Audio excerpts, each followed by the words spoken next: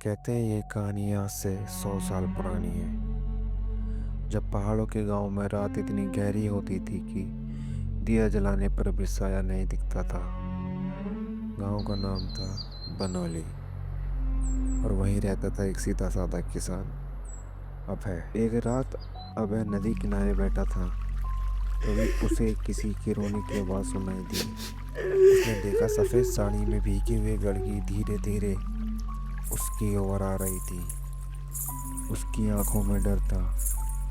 उसने कहा, भैया, मेरे अपने सब मारे गए भैया, मुझे आसरा चाहिए भैया। और कहकर उसके पैरों में गिर गई। अभय भी बेचारा शरीर था। उसे अपने घर ले आया और उसे अपने घर पर रख लिया। रामा ने कुछ दिनों तक सबका दिल जीत लिया। वो काम करती, बच्चों को कहानी सुनाती और अभय की बीमार माँ की सेवा करती। गांव की औरतें कहती, आजकल ऐसी सीधी बच्ची कहाँ मिलती है। एक दिन वैद्य ने कहा, जिसके घर में लक्ष्मी हो उसका कोई दीपक नहीं बुझता।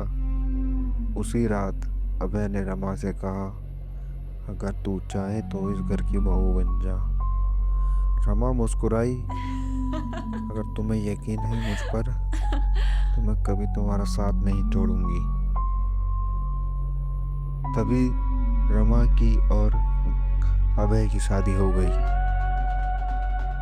अम्मा, अभय और रमा के 4 बच्चे हुए, 3 बेटे और 1 बेटी। घर खुशियों से भर गया। कुछ टाइम बाद जब सब कुछ अच्छा चल रहा था, तभी गजेंद्र को कुछ अजीब लगा। उसने पाया कि रमा जो है वो कभी कभी रात को बिस्तर से गायब हो जाती थी। सुबह पूछने पर कहती, नींद नहीं आती, मंदिर जा रही हूँ।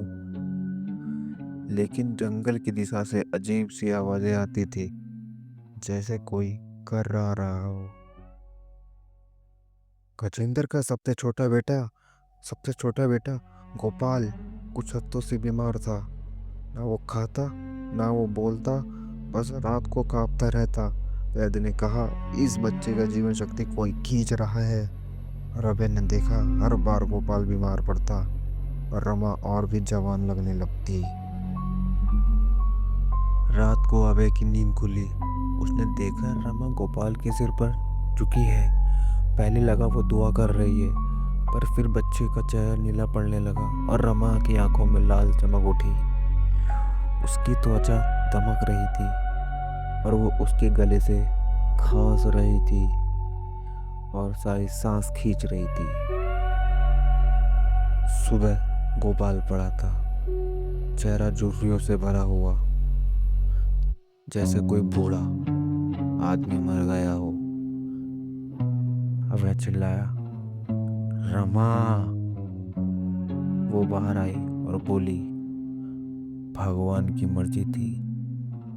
अबे, तू इतना परेशान क्यों है। आज उसकी आंखों में वही लाल चमक थी। अभय ने गांव के पुजारी को सब बताया। पुजारी ने कहा, तेरी पत्नी कोई इंसान नहीं, एक रक्त पिशाचिनी है। वो औरत जो मर्दों की ताकत को पीकर जिंदा रहती है। 200 साल पहले एक औरत तांत्रिक जिसे श्राप दिया गया था कि हर 25 साल बाद वो एक नया शरीर मिलेगी और नया परिवार लेगी। अभय घर लौटा। रमा आईने के सामने खड़ी थी। आईने में उसका चेहरा झुर्रियों भरा और हकीकत में जवान और खूबसूरत। रमा मुस्कुराई, अब देर हो गई अभय, मैं वही हूँ जिसे 200 साल पहले श्राप मिला था। अब तेरी और तेरे बच्चों की बारी है। रात का शोर शराबा सुनकर सुबह गांव वाले घर पहुंचे। चारों बच्चे मृत थे। अभय गायब और दीवार पर खून से लिखा था, अब मैं मुक्तुम। कई साल बाद पास के एक गांव में एक शादी हुई। दुल्हन का नाम था रमा। सब बोले, इतनी खूबसूरत औरत कभी नहीं देखी।